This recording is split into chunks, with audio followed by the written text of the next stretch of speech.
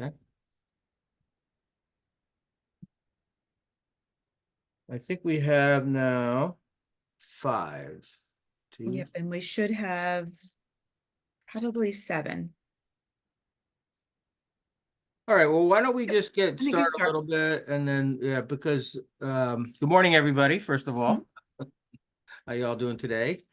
What I'd like to do, I'll introduce myself, and I'd like to have you each just say who you are, who you work for, or what you do, and tell me if you have any grant writing experience at all, or what your goals are. Just a few of those kinds of things. So, I'm Dale Krupa. I'm your instructor for the next two days. We have the second session tomorrow. The first session is going to cover different things, and we'll see how far we get. I usually leave space on the second day to cover anything we couldn't cover on the first day. So I've been in the community and economic development world for over 40 years, and I've written 135 and counting grants. I have a couple pending right now. I've written grants for everything from human services to affordable housing to economic development to community, just general community revitalization, libraries, any number of things. Probably things I'm forgetting, daycares. So I've had a variety of experience, mostly in the community development space. And I've been doing it as a consultant and as an employee. I was formerly the economic development director in Hamden, Connecticut, where I work, where I am now. And I had the grants department under me. And so now I'm more of a teacher, mentor, coach, and work with different folks that write grants. So with that, I would love to have you again, just say who you are, where you work, and what your background with grants and what your goals are. And I'm looking at Marie first, so sorry to put you on the spot. Hi, good morning. So my name is Marie Shearing. I'm a nursing supervisor for Yale University. Um, I have no experience with grant writing at all. I just started a home care agency, small business, and I was interested in applying for grants. And I'm a person who's hungry for knowledge.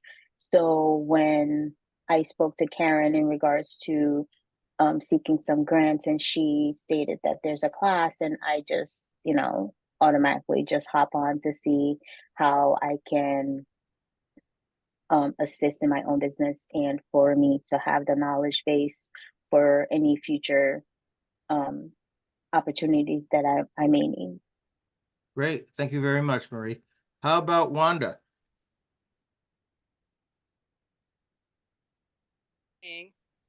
My name is Wanda Guzman. I am the manager of adult services at the Meriden Public Library. I spent 10 years in the nonprofit field, so had some experience contributing to some of the grants that we wrote and a lot of federal reporting on some of the projects that we did. But I shifted career fields and know that the writing style, things are a little bit different in the library world. We've had a consultant who's been writing our grants that are run through our friends. And so she'll be leaving us soon. So I'll be taking over just to make sure that we can continue offering the programs and services that we do. And yeah, I just wanted to brush up because it's been a long time since I've, even contributed to any of the grants that, that we have going on. Yeah, I've written a state and federal library grant and have contributed grants to library, I've written grants for libraries for physical, like ADA improvements and things like that. But also very interesting, I'm working with the city of Meriden right now, and we're doing a 5-part series at that beautiful library. It's a really beautiful. Yeah, it took us. We had the first one on April 2nd, and the second one's April 25th. Yeah, what's the program? I get you more information, but basically it's an economic visioning program for the city of Meriden. Okay, yes. Yeah. And there's a session on funding and grants in June. I think June 2nd, if off the top of my head. But it's a really, really beautiful library. I really am impressed with it. Yeah, a lot of blood, sweat, and tears to get there, but we're there. All right, let's go with, I'm sorry for if I mispronounce, Lily, sorry. Hi, I'm Suri Ellis, but you can call me Lely for short. Thank you. Whatever is for you. I am the owner of La Isla Spanish Restaurant, and we've been in business 2 years. I've written or like requested a couple grants and haven't gotten any, so I just felt like it's probably a good thing for me to take this class. Just out of curiosity, where did you apply to? I did one of the women's business grants and then one under the Minority Business Development Center. Okay, I'm familiar with both. Yeah. Okay, so we have a little experience so far. And Jemiah, am I pronouncing that correctly? Yes, hi, good morning, everyone. So my name is Jay Maya, but you guys can call me Maya for short. Thank you. No problem. So I am in my last semester of undergrad. Well, I will be going into my last, I have a summer session and then I have winter, and I should be done with my undergrad. I'm getting my undergraduate from St. John's University in Queens, but I am from Hamden, currently located there. I really would like to move over into kind of the youth engagement, community development, nonprofit sector, especially trying to connect like marginalized communities with like or underserved resource communities, excuse me, with resources or opportunity, things like that. So I know this is a really good skill. I know a lot of organizations need grant writers, and I just am kind of like Marie said at first, I am willing to learn and teachable, so I'm here. That's great. And I still remember I graduated from Southern and a long time ago. And I still remember the first time I heard somebody talking about grants, and I had like a twinge, like something piqued my interest there. I didn't know what it was, but who knew, and we'll talk about how your writing evolves. That's one of the things that it definitely started to evolve from about that point, because my writing back then was not very good, frankly. And that's so interesting. I'll also, in many of your vocations or interest areas, I will probably share some other resources for you to check out. And Maya, I definitely have a couple in mind for you right away that will be helpful to you to continue after today. And that Thank you leaves so much. Daisy. Hello, I'm in my vehicle because I take care of my dad. My name is Daisy, and I currently work at the Mid-State Chamber.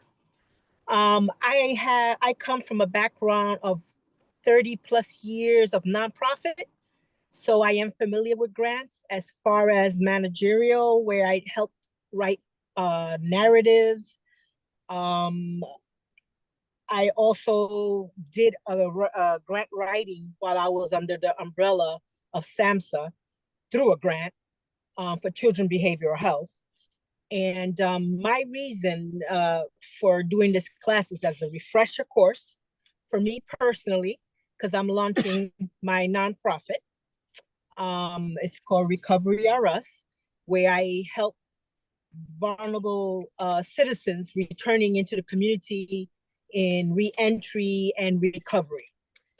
I've been doing that on my own, and I'm going to be compensated.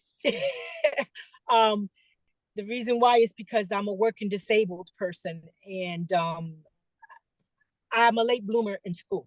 So I'm graduating finally with my bachelor's degree in health administration. Good for you. Excellent. Yeah. And that's why I'm here. I need a refresher course and how to actually, request. And plus, I do a lot in the community, and being able to understand more about the grants would make me a better person to assess my community when they're applying, because I'm like a business consultant on top of that. Well, interestingly enough, I work with Roseanne on the program I mentioned to Wandy about. Yes, I was going to say just that. Yeah, we have a lot of series working with economic development. And the first one was on April 2nd. And we're having another one in April 25th. Right. It's like a 6-part, I believe it is. 5-part, right. 5 parts. Well, if you count the first one, yeah. No, it's very good. And invariably, as I said, I think the June 2nd or June 5th one, I forget the date, is going to be on funding, interestingly enough. We have, Yes. so we're getting ready. All right, so good. It's good background. If others join, I might just, take a little detour and ask them to introduce themselves. So I do like to know who I'm talking to. So it sounds like we have sort of a mixed bag, exposure to grants, no grants. And that's fine. That's what this is for. There are many, many, many courses in grant writing, and I definitely encourage you all to take them. As it's always good to get a it's like time management. You can never get enough training in it. There's different approaches. I think we just lost Daisy. I think she's connecting. Okay. And she's there. Yeah, okay. Anyway, so it's always good to get some training because there's different ways to learn about grants. Some focus on the writing part, some focus on like where you find the grants. We're going to talk about all of it. I talk a lot about the process of writing grants, what you go through from the beginning to the end. I try not to gear it too much to one particular vocation or one target area of interest. But I definitely focus on the process because I find that very often, you're writing a grant while you're doing your job, while you're raising your kids, while you're taking care of your dad in the case of Daisy, and all the other responsibilities of life. It's not like you are only a grant writer. And the other aspect of it is if you're successful in writing grants, you have then to administer those grants, which ends up being a much longer process. We are not going to cover administration. I actually have an administration program, but just for today, we're talking about process. So we're here to learn about how to write and research grants, how to write an effective grant, how to form relationships with the funder, which is probably half the battle, in my opinion. I've been teaching different versions of this course for over 30 years. You all have your little book, right? I'm pretty sure you do. So we're going to talk for a little bit, and then we'll start referring to the book. I like to have the workbook, have people have it in their hand versus doing everything on a PowerPoint, because I think it can be distracting with the PowerPoint. I'd rather talk with you, about the course. So again, we're going to talk about process and resource development. Tomorrow, we're going to talk more about where the resources are. I might mention it. There's no school or degree really that teaches you about writing grants. You could take grant writing classes at colleges and university. I was going to mention in the case of Maya, there's something called the Housing and Community Development Leadership Institute. If you Google it, you'll find a website. The program is run by LISC, the Local Initiative Support Corporation, which is a good technical assistance and funding organization. It's called the Housing and Community Development Leadership Institute. I know about it because I created it. And I created it during the pandemic and turned it over to LISC because they have a lot of great resources for administering it, but I still teach for them. I teach this class, as a matter of fact, and grant administration. So to follow up, we'll circle back to that. So again, having good grant writing skills is always important. It's important when there's a lot of money because you want to go for the money. And lately, because of COVID and what's called ARPA money, communities and state government have tons of money in all different areas of the universe of grants. And when there's less money, which is coming from after year 2026, when the ARPA money, when the COVID money disappears, it's more important to have better grant writing skills to be competitive.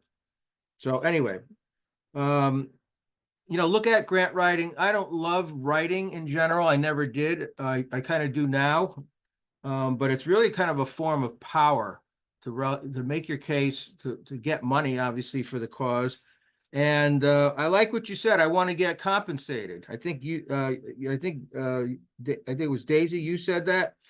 Whoever said it is absolutely right. There's no shame in getting compensated for writing grants. Absolutely, and because it's a really important skill. In the past, there was, like through the 60s, the Great Society. Some of you are probably too young. Most of you are too young for that.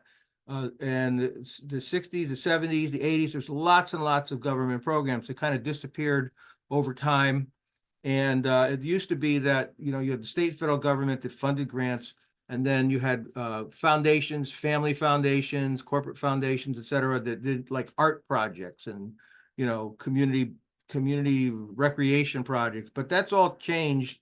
Now there's foundations galore, and there's all kinds of private money that funds housing, community development, daycare, libraries, everything, you name it. So again, you have to understand the trickle down effect of grants going away. And let's start with the preparation. Again, this program is about the process. It's about going from the first germ of an idea to the actual submission of a grant. So the first phase is like doing your homework. Sometimes it's to write a grant, sometimes it's to write a proposal to proceed a grant, and to develop these relationships.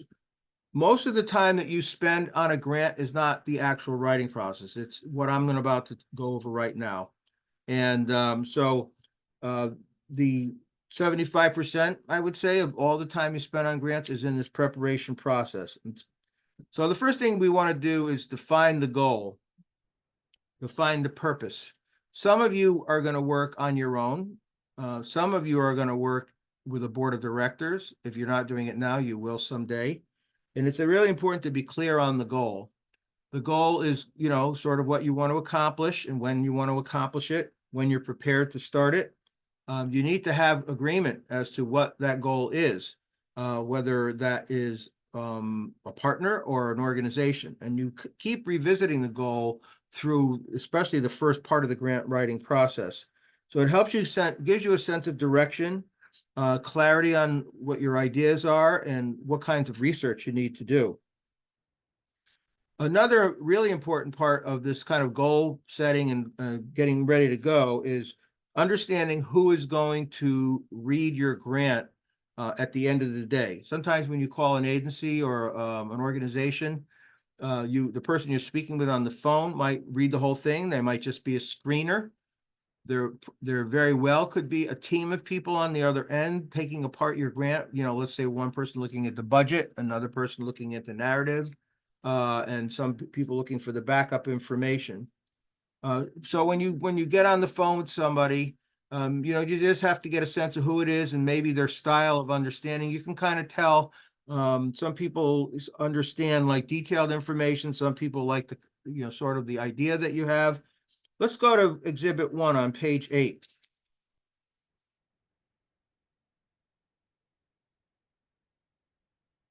Exhibit 1, page 8. I'm going there too.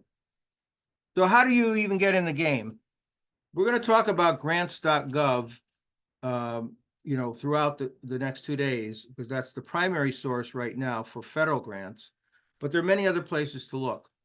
You have state agencies in Connecticut, assuming everybody's in Connecticut and is interested in Connecticut, but every state in the country basically has different state agencies that have different grant funding sources and for different programs. Some are done in different areas of the country. They're done by county.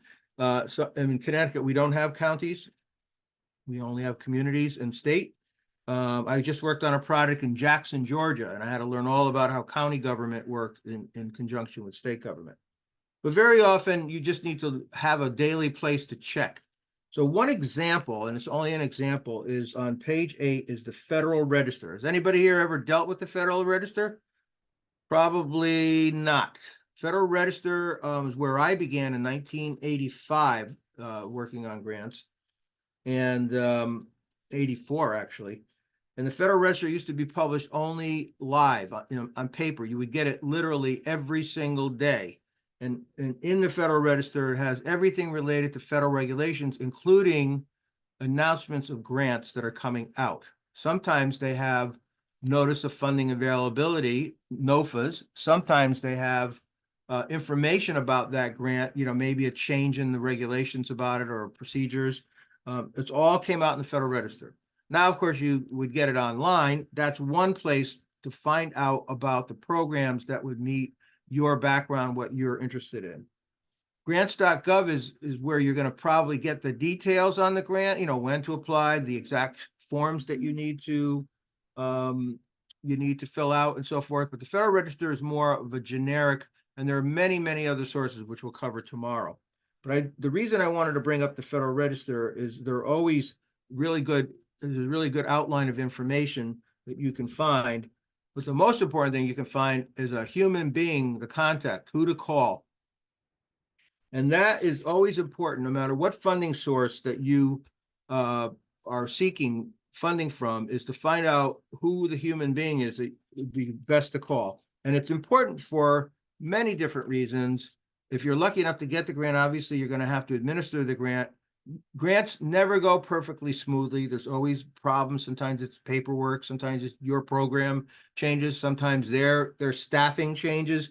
It's really important to establish a rapport. And what better way to establish a rapport is to contact them and ask them a bunch of questions and show how interested you are in the program. So let's go to Exhibit 2 on page 9. So when you call, whether it's the Federal Register or off of a state website of some kind, or even locally, sometimes the community foundations have contact information, you always call, even if you know the answers to many of these questions. Now, you're obviously not going to call. And by the way, I have the chat on, so if anybody has a chat question or comment, I'll keep an eye on it. You don't call somebody and ask them 25 questions because that's going to annoy them. You don't want to annoy them, but you do want to ask key questions. Sometimes you ask a good number of them. Sometimes it's a conversation you have with them. You always ask about them and you find out how long they've been working there. You'll find out whether they're new or if they've been there 20 years. But these are the questions and why you ask the questions. And I'm going to go through all 25 of them right now. These are some of the most important things you need to know in getting ready to get your grant together, but also need to know why you would even stick with that grant. Sometimes you do this research and you find out that I should not apply for that grant because I don't meet, my program's probably not ready, or there's not enough money, there's too much competition. And many of you that look at grants probably know a little bit about who your competition might be. You might be part of trade organizations, you might be part of a chamber. And just FYI, with the Mid-State Chamber, I've talked to Roseanne about their nonprofit groups, because nonprofits are really becoming an important part of all chambers. They are like businesses. They have employees, they pay payroll taxes, they have benefits. They're not terribly different than a business. So one of the first things you want to know is what are the maximum and minimum funding levels? Again, some of this information might be in the announcement, some of it will not. You want to know what the maximum is and what the minimum is. Most funding sources have a minimum now. They never used to, and they certainly have a maximum. My advice to anybody, once you ask this question, is never just go for the max. I think a lot of organizations I've worked with have insisted that they go for the max, and yes, you may luck out and get it. But my suggestion, and I just was part of a grant that was for $132,000 when they could have applied for 200, is to only apply for what you need, and obviously bump it up a little bit, maybe 10%, just in case, because there's inflation in services and materials. You want to know what the maximum and minimums are. Second question is closely tied. How much funding is available overall? If you do some simple math, and I just did this recently with this grant for $132,000, we're going to hear in May about that. They had $1 million statewide for this particular program, kind of a community planning program. And I did the math. I mean, there could be 30 towns or 30 organizations that apply, or 50. And if everybody went for the max, they would only be able to fund 5. So my advice to my client, who is the town of Woodbridge in this case, is to only go for what you need. They went for 132, and they had to match, which we're going to talk about, some funding. So you could do some math if you have the answers to 1 and 2 to see if it's still something you want to apply to. Again, some of this preparation might lead you away from that funding sources or towards it. What are eligible expenses? Again, some of this may be clear, but some of this may not be clear. Generally speaking, if you have a program, it's pretty clear in the application what is an eligible expense. If it's construction of something or rehabilitation of something, Generally, all the construction's available, is eligible, all the design, your architects, your engineers, your land surveyors, appraisers. But many of the other costs of doing a grant, and we're gonna talk about budgets, probably today, time willing, are not always, it's not always clear. So legal costs. Many grants that you go for have legal documents, so you need to have a lawyer. Is that an eligible expense? It could be, but you want to make sure you understand, is your accounting costs to manage the grant? You know, maybe they use QuickBooks to manage the expenses. You want to know what's eligible. Audit costs, depending on how much state money and federal money you get, there are thresholds that trigger different audit requirements.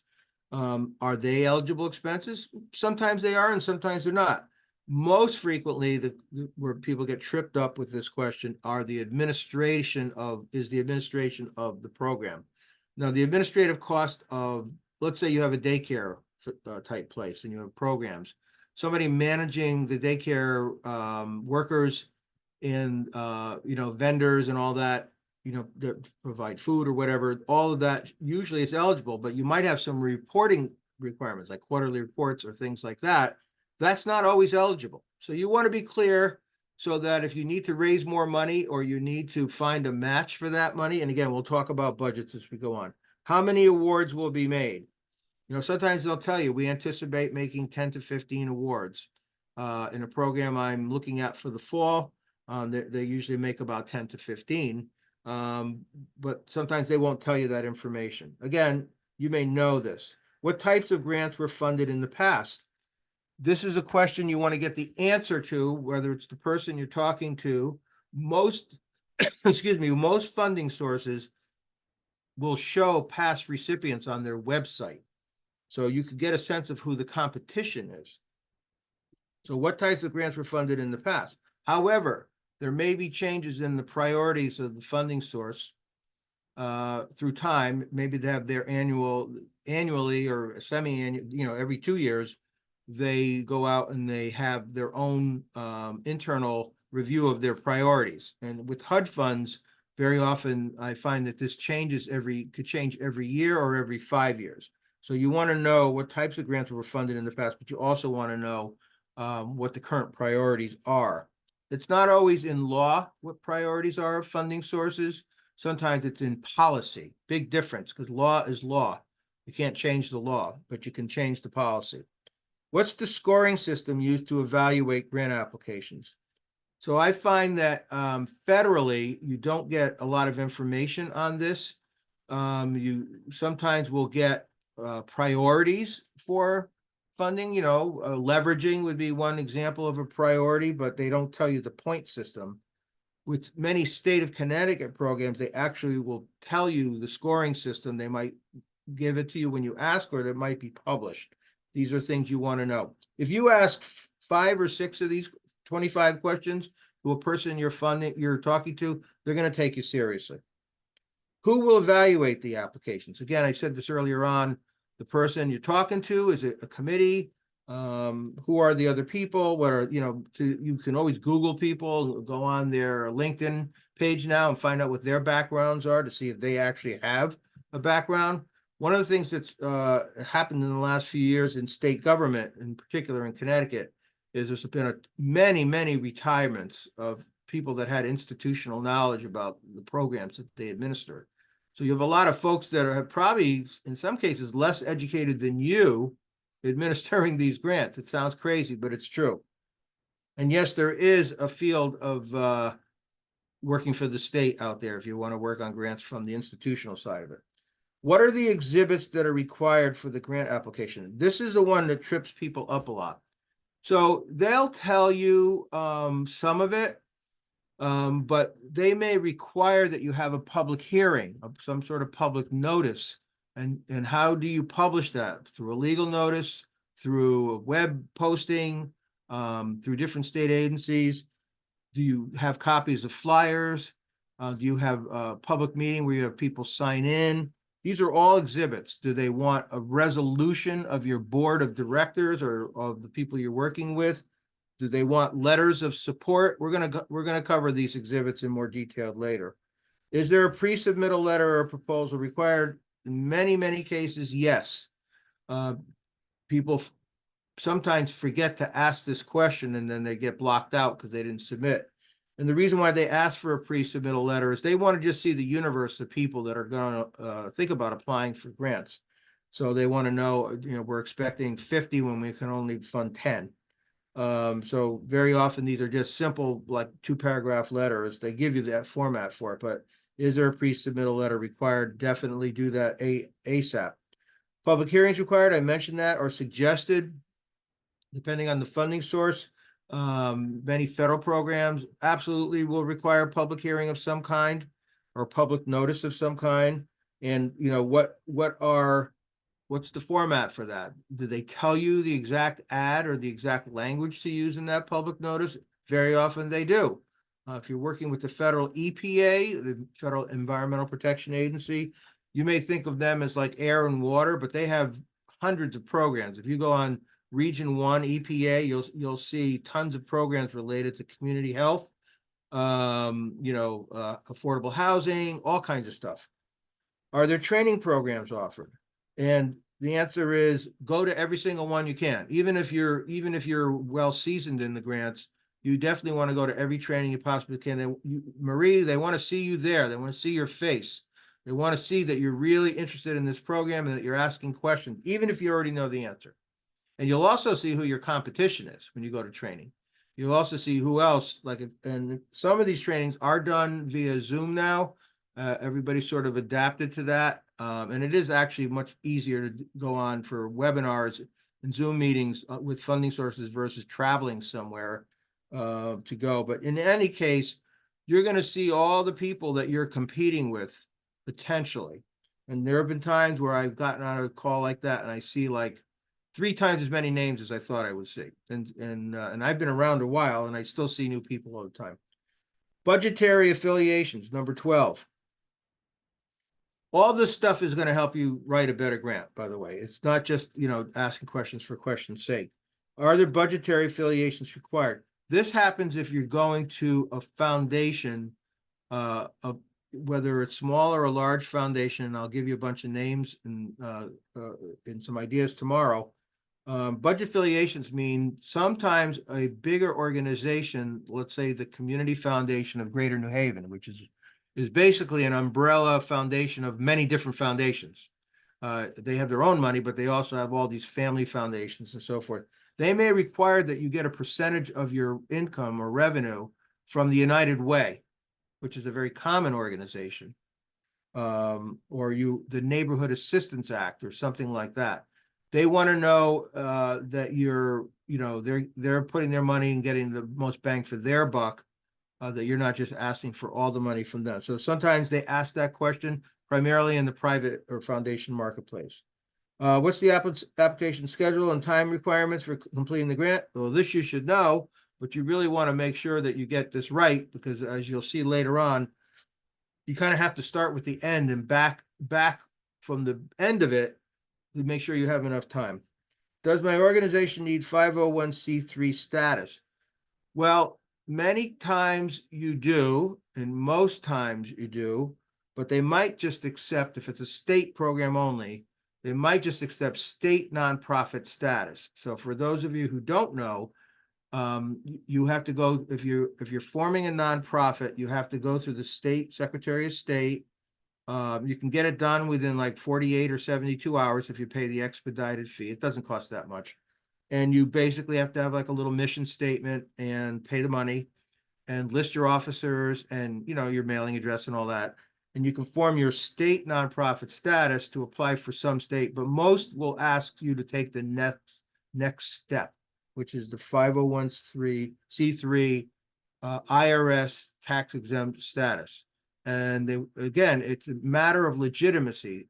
Most nonprofits and many small organizations have a C3. I run an organization right now. I'm the only employee, and it has a C3. And C3 means that other people can give tax exempt donations to your organization. There's also C4 status, which is a little different than a C3. I won't get into the minutia, and then there's many other C categories, like the Chamber of Commerce is a C6, that's a membership organization. So some people get their state designation and think they have a C3, but they don't. So there's something called a letter of determination that you would get if you were a C3. And if you get the letter of determination, make 50 copies of it, because you always misplace it. Just a little helpful hint from Heloise, as they used to say. What's acceptable and reasonable data for inclusion in our grant application? We're going to talk about data collection actually next today, but you want to know what they think is acceptable data. So everybody thinks of the US Census, and very often that is acceptable, but the census, and I'll get into this soon, is sometimes, 5 to 10 years behind. You usually need to blend the data that you get. And there's many other places maybe you all belong to different trade organizations. You have with the library, in the case of the library grants, you have data from the library operation. One of the key things that always is asked is about surveys. Because, with the proliferation of, constant contact and all these different ways to do surveys, SurveyMonkey, you want to make sure that what you use is acceptable. It may be helpful to you, but you don't want to use it as the primary source of data if they don't think it is. Is the procurement of services to be purchased required? And in most cases, it is, if you're using state or federal money. And when I mean procurement, I mean bid or request for proposal. They will tell you how to do it, but you want to know if it has to be done, if you want it reimbursed. So let's say you are running a kids program or kids playground and you wanted to buy the equipment with the grant.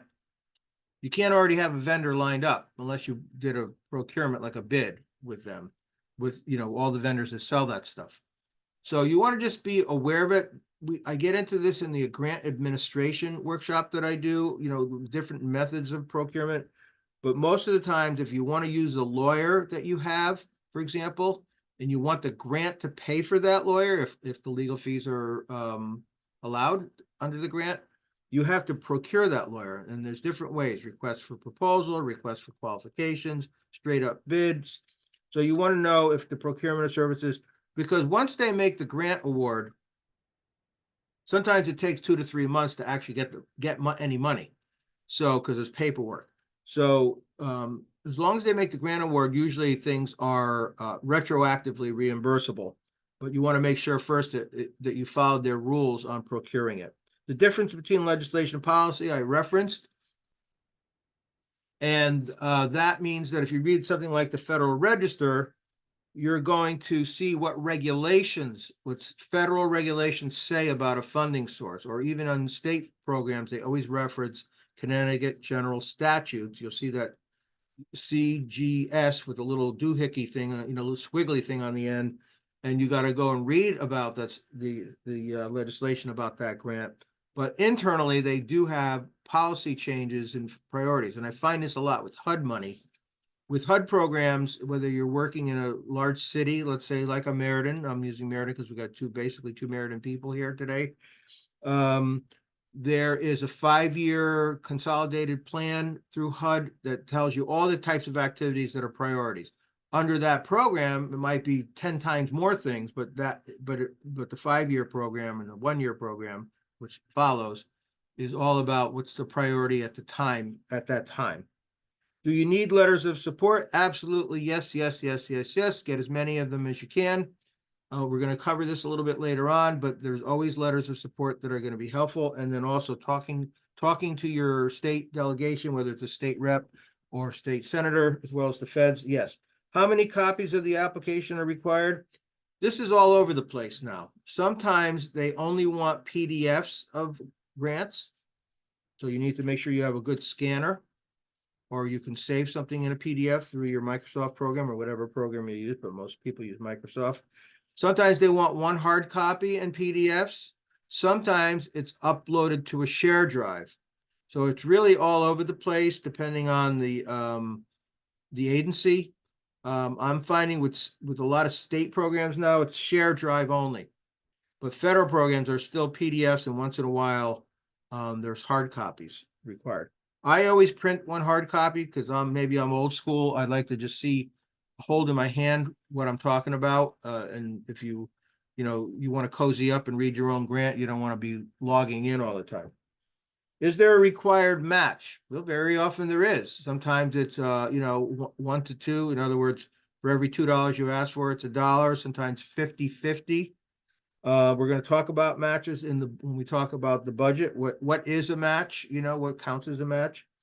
What is the age of the foundation if you're calling about a foundation? The rule of thumb here is that the newer the foundation is, the more chance you're going to have to get money from them, because they were trying to make a name for themselves. I actually just started a foundation about a year ago. Actually, Nancy knows this. And we were anxious to find projects to fund, but only certain kind of projects.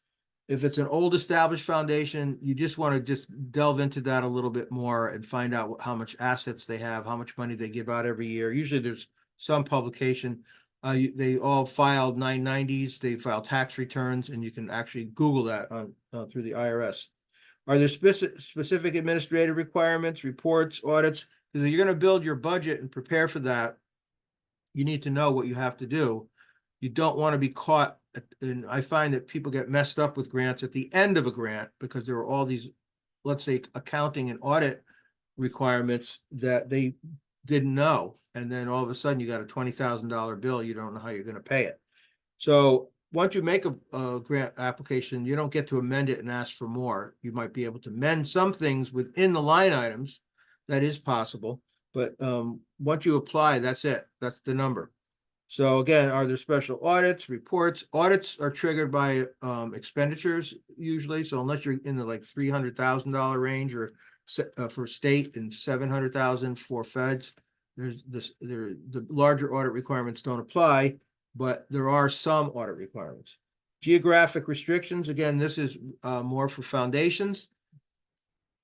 Are there areas that only that grant could be used for? Sometimes it's regional because maybe there was a wealthy person who left money for, let's say, an education cause or a child welfare cause, but they may only want it in a certain geographic area.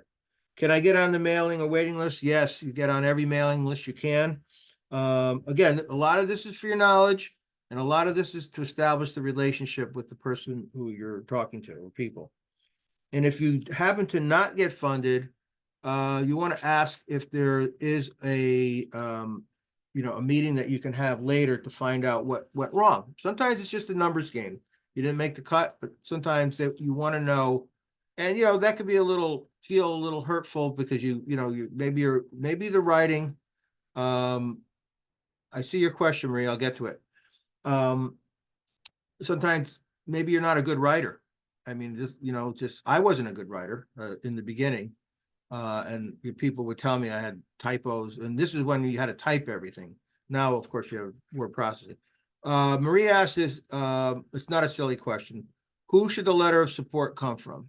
Well, I'll cover this more in detail, but you want it to come from mostly importantly is the consumer of who you're writing the grant for. So if it's for children, you want to make sure you have letters of support from parents or educators. You definitely need, and I'll repeat this again, you definitely want to have support letters from the state or federal delegation. How you get those letters, I'll talk about later, because don't forget the state and federal delegation funds these people that you're asking. You want the people to know that you have them in your corner. So those are a couple examples. I'll get into technique on the letters of support. All right, so that is sort of like the question and answer, goal setting part of the grant process. Let's talk about data collection. Just give me a second here. And by the way, after you answer all these questions, you may sometimes have to revisit your goal.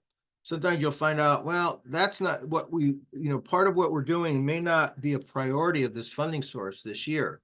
You may have to sort of de-emphasize something and emphasize something more. I've done a lot of this on the fly, or you find out like the procurement issue might be might take away from what you want to do because only certain vendors you want to work with. So, you know, there's a lot of retrospective thinking after you ask all these questions, sort of get this baseline. Somebody asked, can we use our clients and a state rep for a letter of support? Absolutely, yes. And I'm going to talk about how you get that information, like who do you call? I'm going to get into that. If I don't get to it today, I'll get to it tomorrow. So let's talk about data collection and developing your outline. Let's go to page 12. Everybody good so far? Thumbs up. I can only see Marie. I only see darkness. I see characters, black squares. All right, thanks, Wanda. It's strange to talk to. I'll talk to you, Marie, because I can see you. All right, so let's talk about data collection. I mentioned, you know, talking about what's acceptable data before, and data collection. Data is really, really important, but too much data is the distraction. So you want to make sure that you have a blend of statistical information and what I would call narrative information about the sort of touchy-feely part of it, especially if you're in human services. You want to blend the two together. So there are many places to find data. On page 12 is a list of all the regional planning agencies in Connecticut. I didn't put their websites in because they change all the time. So you could Google any of these and you'll get the most current website. And they always have sort of a tab that you could drop down and research. They are the sort of clearinghouse of a lot of data, certainly not every single data source, but a lot of it. And they also are a clearinghouse of census data as well. So you you got to kind of like go at data from different angles. Sometimes you get repeat information. Sometimes the planning agency might only have a community-wide data where the census will get down to even block level data, depending if you work in a specific area of a community. So the US Census obviously comes out every 10 years. Right now we're in 2024. We're working off the 2020 census. And when the census comes out, it comes out very broadly on the decade. So in 2020, you got like total population of Meriden, total African-American, white, whatever population, total, range of incomes. As the years progress in a decade, the census publishes more detailed information. Poverty levels get updated, all kinds of information. So if you're in 2024, the data that's out there is always changing, and always think about that. And you're going to probably see in about a year them talking about the 2030 census. Now, getting census data is easy online now. You just go to the US Census, and what's interesting is you can compare eras with US Census data. If you want to know what everything is going on in 2020, sometimes you're doing data sort of to investigate the best way to make your point, not just data for data's sake. So you might compare census data to something else, and the something else might be the better sales pitch for what you want to apply for a grant for. But the census data is interesting because if you want to compare 2010 to 2020, there's been an increase of this or a decrease of that. It's good. I go in 10 and 20 year increments myself when I use census data to show. I did a lot of affordable housing and community development work, tons of it. And I always compared decades because you would always show, for example, the increased cost of housing over a 10 or 20 year period never matches the increased income of households or families. That the gap between the wealthy and the poor has gotten only bigger, and this has happened throughout U.S. history, really. But so when you compare data, those are the things that pop up. You see big differences, and it's helpful to use that data. So again, there's all kinds of data that you can get. If you're working in a particular community and you want to make the case about that community, most towns have an annual report. They usually do it every 2 years, so you kind of have to make sure the data isn't too outdated. They don't do it every single year because it's really expensive for towns to do it, but they do have reports. The chambers have data. And there's other regional organizations. There's an organization, I don't have it in the book, but it's called Advance CT. They are located in New Haven. They do, you know, just sort of overviews of communities, but I find that they have some good, just general data to take a look at. Probably the most, to me, the best source, and again, you should use at least 2 different sources of data, is Data Haven, statewide organization. Data Haven has really good information about families, public health, all kinds of stuff. I've heard probably 10 presentations by Data Haven people. I learn a lot every time I go to one of their presentations. So Data Haven is another source. You can do surveys. I think surveys are for your level of grants and where you are in your different organizations, or you know, with your goals. I don't think doing a survey is harmful, but I wouldn't rely on it because there are some very, very strict rules on doing surveys. For example, if you're going for HUD funds, they have all these rules on the total universe, and you have to be a statistician really to know how to do their survey. So be careful with that. But I've used SurveyMonkey to sort of just make the case about the needs of taxpayers, for example, but not to use it as the defining statistical information. Then you can go to different federal agencies that look at the consumer price index. You know, again, when you're always showing the escalation of costs for meeting daily needs for families. So that's, you know, there's a lot of sources, but the key ones are for you guys, probably the census and Data Haven would be the 2, but I would just check out all the state agencies. I would go to the regional planning agencies. There's lots of stuff out there. Then you'll be overwhelmed by too much. What do I use? You know, how do I show it? That's the next thing that will come up in your head.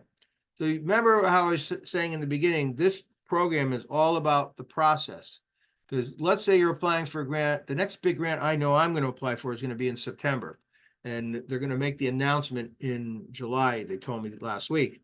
And I've written this grant, you know, probably multiple times, but I kind of take the same thing. You kind of start with the end. What am I going to be doing at the end? Am I going to be on vacation when this thing is due? If it's in the summer, in this case, it'll be in September. So you definitely want to make sure that you have time to do stuff after you're getting this information. So the format of data, how do you show data in a grant? The old way was to, you know, maybe do a little statistical, you know, work within the paragraphs that you write, and then put the tables in the back. That's too much work for the reader. You got to kind of remember you want to make it easy for the reader. I just looking in the chat, when writing a narrative, it's important to demonstrate the population I serve. This is, yes, Daisy, that is important. Testimony at some point. Again, not all data is statistical. Some of it is narrative. So it could be news reports. It could be, you know, reports it could be reports about the clients that you serve that are out there in the public that have been quoted. It could be anything. It could be, I wouldn't say Facebook posts, but certainly LinkedIn is a good place to reference information beyond statistics. So yes, it is definitely important. So the format is you think about data as being important, but also think about data as a way to break up the monotony of the person reading your grant. That person could get 50 grants they have to review, and you know, and only 10 of them might make the cut. So you don't want to be that one that just has to run on words and run on paragraphs. I use graphics. I use small, you know, in Microsoft Word, you can put in, you know, you can put in all kinds of things that just show tables and things like that. You want to break it up, and you always have the data near the narrative that is mentioning the data. You don't want to just make somebody work and find it in the, you know, in the back in Exhibit 5. Here's the table. Well, maybe they don't have Exhibit 5 because there's a team reviewing your grant.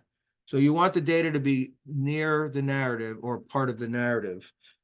So that's how you display it. You may have some tables and other reports that you have as exhibits, and that's okay. But to make the point in the narrative, you want to have the data close by. So I mentioned that that Advanced CT in their the preceding organization, Advanced CT came from another organization called the Connecticut Economic Resource Center, and they put out this profile. You can see in Exhibit 4 on number 13. That's an example of the kind of information that you would try to get information for data for your grant. Again, you all have different ideas and things you're working on. If you're working on the library, for example, like one of you is, there's going to be other trade organizations that have reports in library use and the cost of things. I mentioned before that all data is not statistics. It's in narrative form. Again, it's on LinkedIn, it's in public hearings, it's in news articles, police reports, congressional records, and other important reports that make the case. But again, it's sort of a blend of the two things. As long as you document it like the old term paper you used to do in high school. All right, so that's data collection. Let's we're kind of like morphing into doing an outline, but I want to talk about budgets next. Is everybody good? Do you need a break, by the way? No?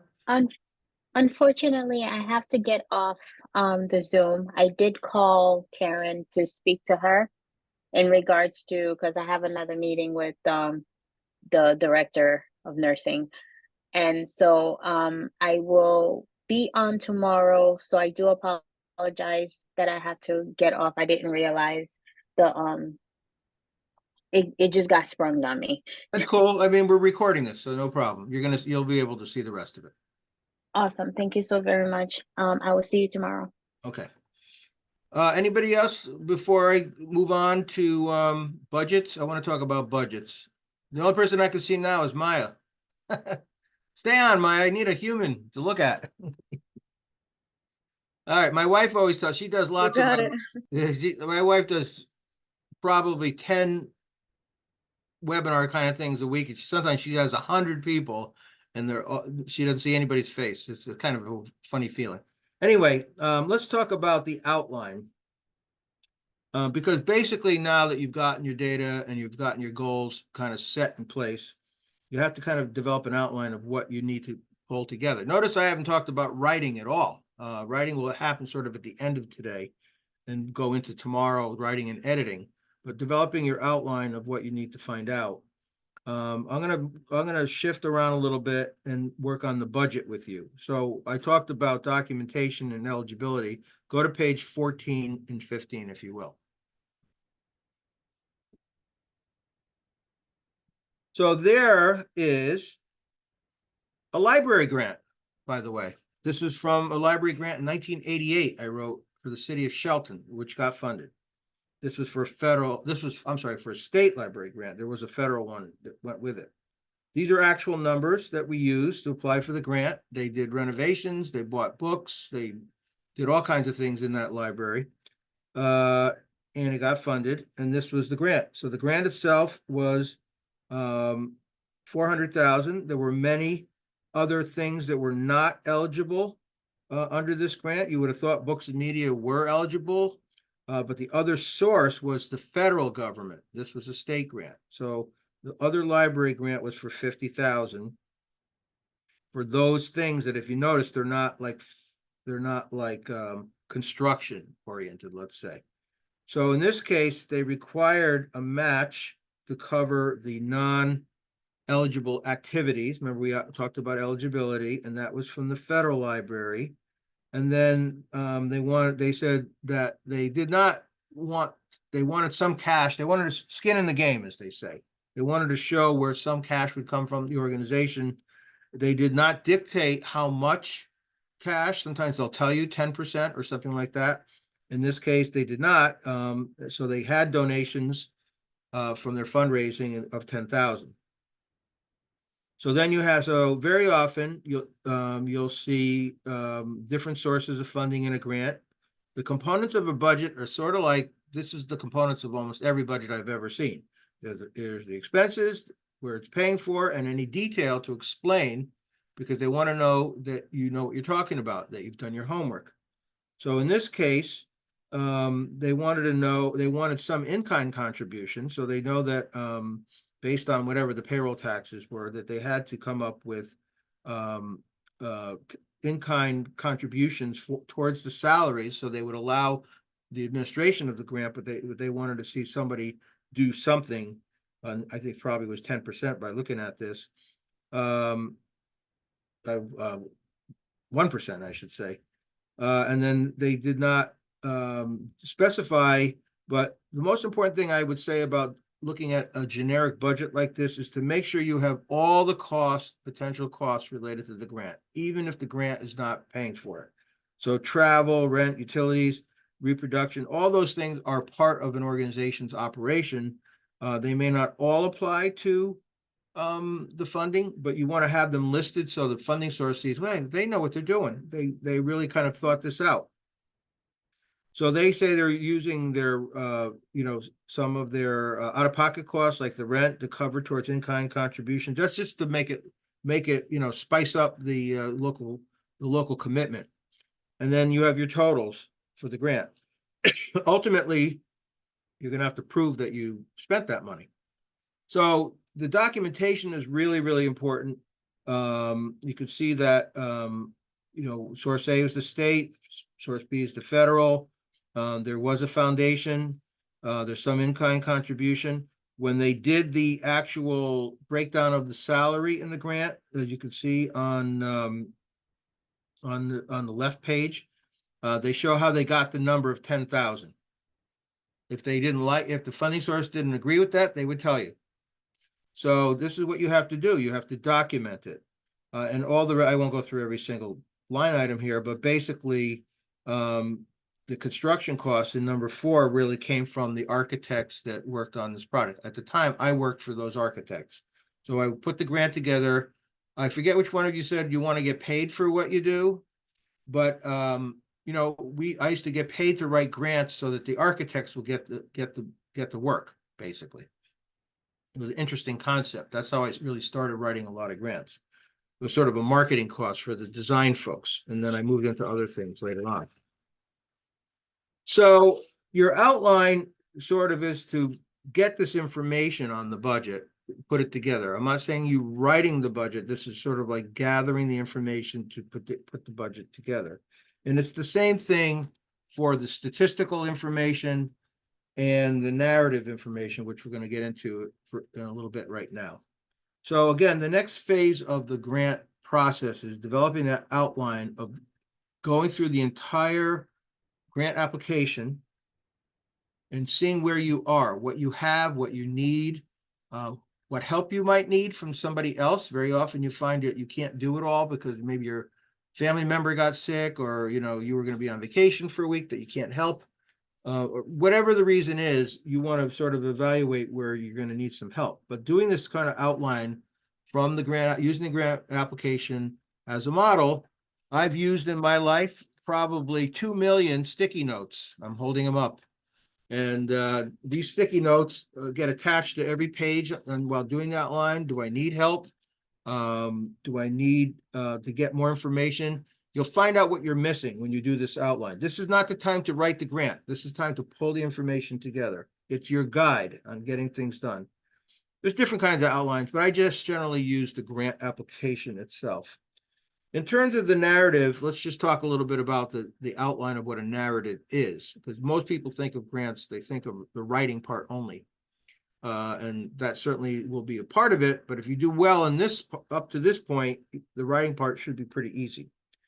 So basically, there are 4 parts of a narrative that you kind of need to start to prepare for. This is gathering your information and getting ready to write.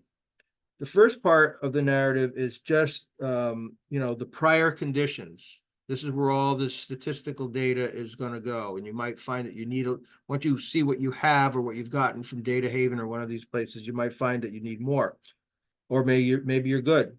You want to, every narrative basically is the same. Sometimes they'll tell you, a little bit more what the narrative should say, but basically it's prior conditions, what you're going to do with your program, describing the program, and how describing what you're going to do is going to solve that prior condition. Simple. It's almost always the same. They might use different language, but and then those are the three main parts. And then there is going to be some sort of evaluation that's required in the narrative, how you're going to report that information. So in describing what the problem is, you might describe it from a statistical point of view. You've had an increase of this kind of incident in your organization, or a decrease in participation in your program because there wasn't enough staff resources or things like that. This is where you compare data. And this is, what you want to start putting together in your outline. You're going to start doing a little bit of writing here, but basically, you want to definitely compare time periods and things like that. That's the description of the problem. Then there is the narrative of what you're going to do. Short and concise.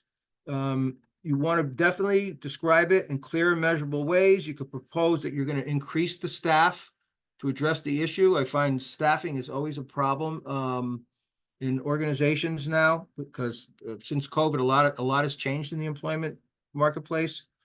And you have to sort of describe that as a problem. You're going to hire people, and what hiring people will do.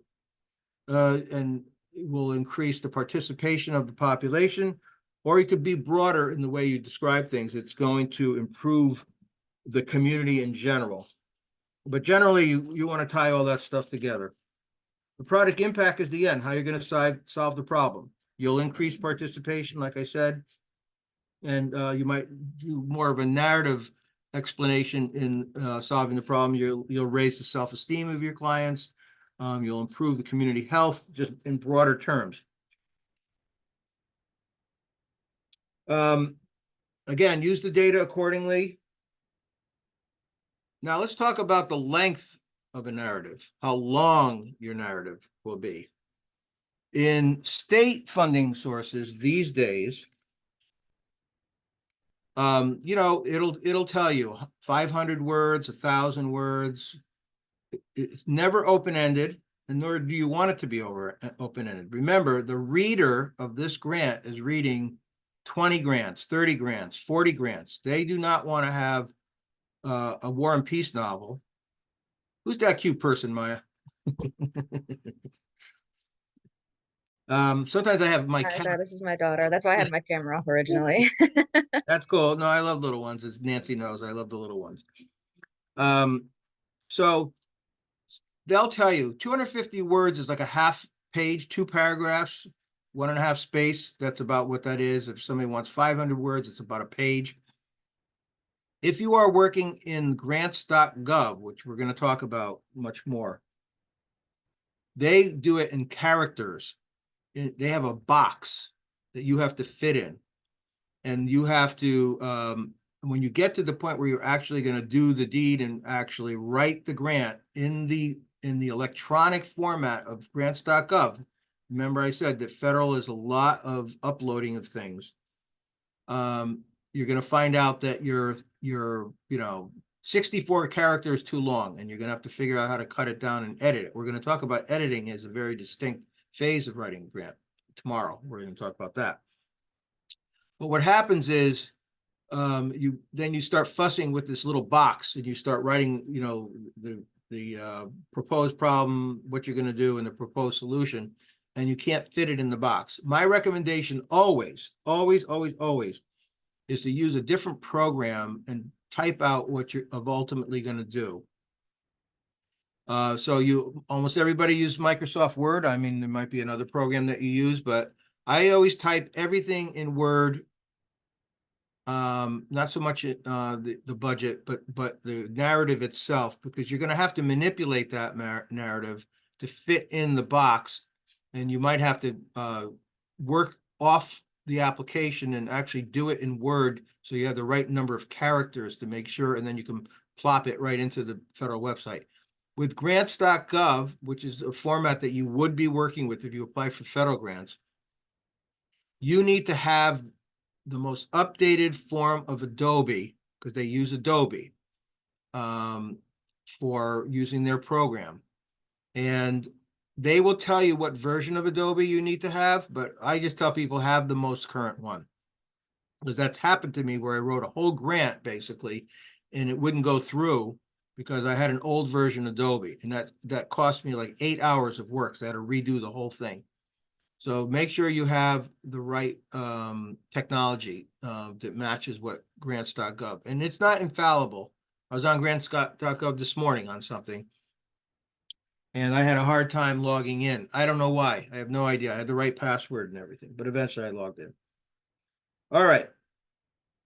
So anyway, let me just read my notes for a second. Sometimes you'll find in the narrative part, and this is sort of, just advice, more advice from me, is to make sure based on whatever your organization needs to do and what you want to do, that it meets the goals of the funding source. That might sound extremely obvious. It's not always so obvious. So for example, let's say you work for a church and you want to do some sort of program out of the church. It could be any number of things. Well, a lot of federal programs have church and state issues because of federal regulation. You can't have a blending of church and state. So you might have to change your narrative from a church-focused program to a program related to the population only. The churches, you don't even mention the church except as the applicant. So you just have to be more creative. I've worked with artists before, for example, who wanted grants to promote their artwork. Very difficult to do because what is artwork? I mean, it could be any number of things. Usually grants are focused on creating jobs, creating, improving communities. Enjoying art is usually not a fundable thing unless it's through a foundation. So I've worked with artists and I try to get them to work and develop some sort of economic development sort of way to describe what they want to do. They want to develop a working group that will increase employment and opportunities for artists and to create retail sales versus we just want to show our art and we want people to pay us to paint. And that's generally not fundable. So it's the way you think about something sometimes based on what you think. And by now you've already gotten the gist of what that funding source was interested in doing. Okay. Let me skip around a little bit. Let's talk about evaluation. That is sort of how you describe the success of your program, how you plan to evaluate the success of your program. So remember, I said there were 4 parts. The last one is evaluation. Ultimately, when you apply for a grant from anyone, your goal is to go back again and again, because unless you have a one-shot deal that's going to solve all your problems, most organizations need grant funding, every year, or at least part of their budget they need for every year. So one of the things that funding sources, let's say in the last 10 to 20 years, have really focused on is how you're going to evaluate the success. You said before, you're going to increase participation in a program, or you're going to hire staff so you get more people, make more opportunities for people to take advantage of your program. So how are you going to describe that? That is a part of what again, this is going to be in an outline form. You're not writing this yet, but generally speaking, you want to find out what the categories of evaluation are going to be. And I'm going to talk about that a little bit later.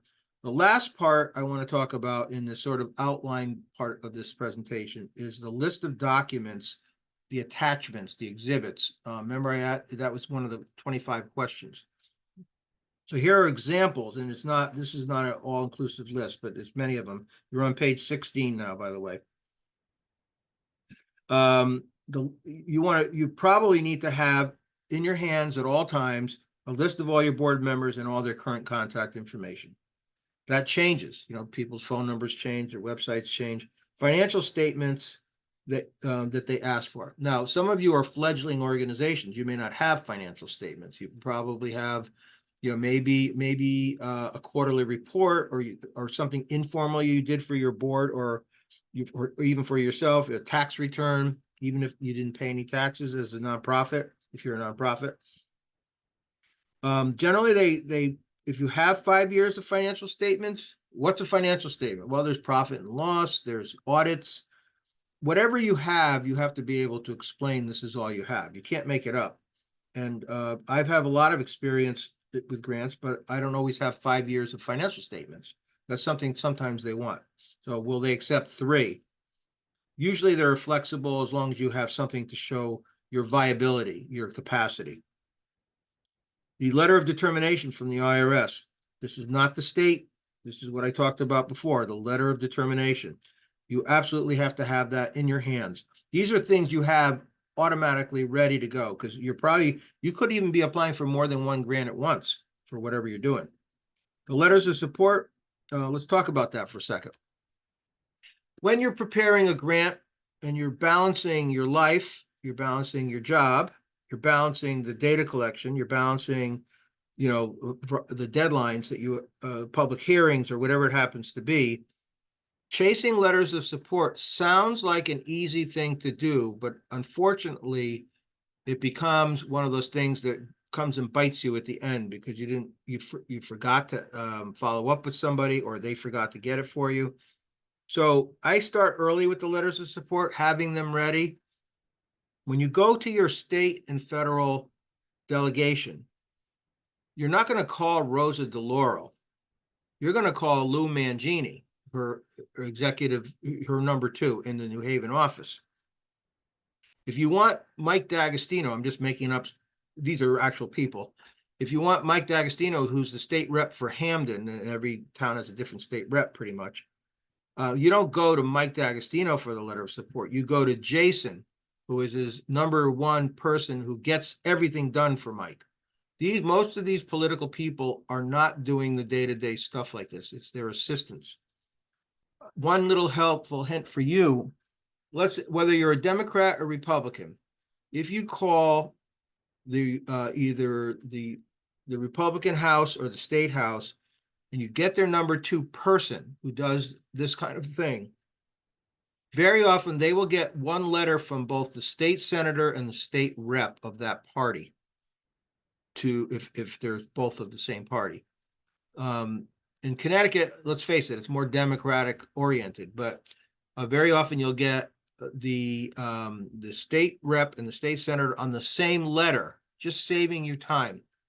I really focus on having those letters of support early as possible because people are well-intentioned. They'll say they're happy to give you one. Almost nobody ever says, no, I won't give you one. If you're going to your clients, your constituents to get the letters from them, Maria, I think, asked a question about this before. Yes, you want to go to the parents, let's say it's in the public school system or, daycare or something like that. But also think about how they are grouped together at times. So I've done a lot of work with gerontology and seniors through the years. I've probably done 20 projects with grants for seniors. Very often seniors gather together. They want to at public meetings through a senior center or something like that. So if you're doing something for gerontology, and this could apply to parents, by the way, at a PTA meeting or something, I do sort of a group letter in the form of them signing in. Yes, we support, Maya's grant for, new services. And everybody signs it like they're signing into a public hearing or something like that. That's another way to get a lot of bang for the buck when you're getting letters of support. It's just getting support in that format. You can do that, and that's definitely acceptable by most funding sources to do it that way. So letters of support are nice, they're good, but you can also get sort of group letters. It's almost like just signing, like I said, like signing into a sign-in sheet. Having the history of your organization ready to go. These are things that you should automatically just have in a file. Summary of your programs, brochures. A lot of this is electronic now, but to the extent you have a few paper copies is good. If you're using leverage funds or donated materials, particularly leverage funds, you can't just say we're going to leverage 10% of our funds from another source. You have to have something from that other source, which is the letter. Maybe it's a letter of intent, maybe it's an actual grant award. In the case of the Shelton Library project, we had the actual letter of intent, but not the award from the feds, and that was good enough. Sometimes there's a chicken and egg issue. You can't get the letter of intent without having at least some kind of preliminary response by the primary funding source. But these are all the things that you assemble to get ready before you actually put the whole grant together. All right. With the evaluation, I'm going to go back to that for a minute, and we're going to probably end there because I'd like to start with the writing process tomorrow. The evaluation is very commonly used now at state and federal level. There's a whole bunch of things about evaluations. Is how you're going to collect the data. Kind of going all over the place. All this stuff is in the workbook.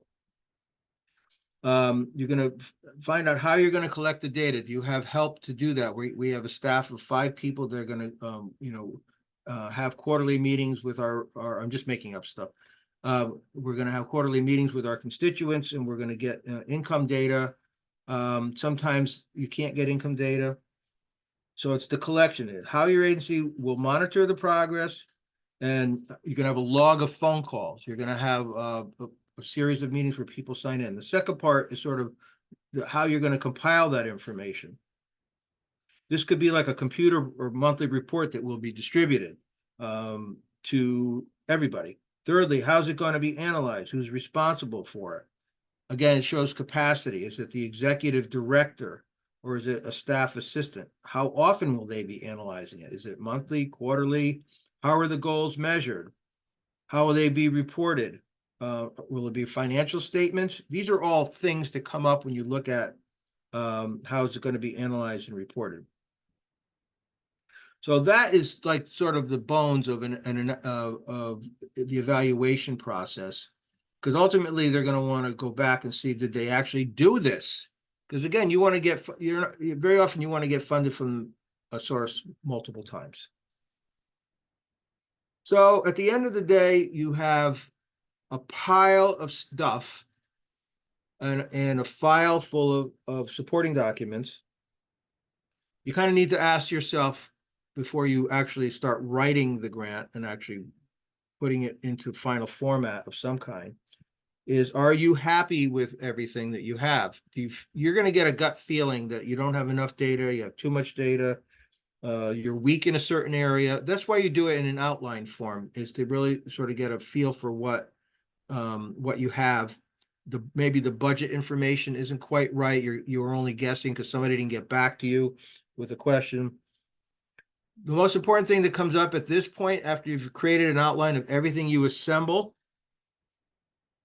is to see if you have enough time to meet the deadline. If you're doing something like I'm going to do in the summer, I got summer stuff with my family, with my granddaughter. I have vacations, and I'm also putting together a grant. Will I have time to do everything? Do I need help? If you have the ability to have somebody do any of those things that are unfinished, this is the time for you to sort of like reach out and get help. And I've reached out to people even after doing well over 100 grants, 136, I think is the count today. Do you have enough time? Again, don't be too proud about that. Okay, well, this is actually a good spot to stop. What I want to do tomorrow is focus on the actual writing process. We will begin on page 17. I leave 2 hours because sometimes there's a lot more questions. This is about an average amount of questions that you have in the chat. Does anybody just want to talk about what we covered today? Have any questions? Was things to clarify?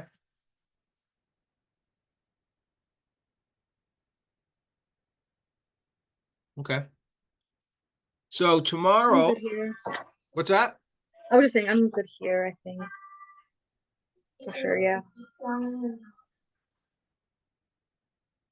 I'm not sure. Somebody. I'm sorry, that was me. I may have been low. I was just saying, I think I'm good personally. Oh, okay. I missed that. All right. Thank So you. tomorrow we're on at 10 o'clock. Nancy is, if you're on, is Is the link the same for tomorrow? Maybe she's offline. I'm pretty sure it's the same. Here's Daisy. Oh, everybody's coming back. Yeah, I fly on and off because I'm running errands with my dad, so I'm sorry, I apologize. That's okay.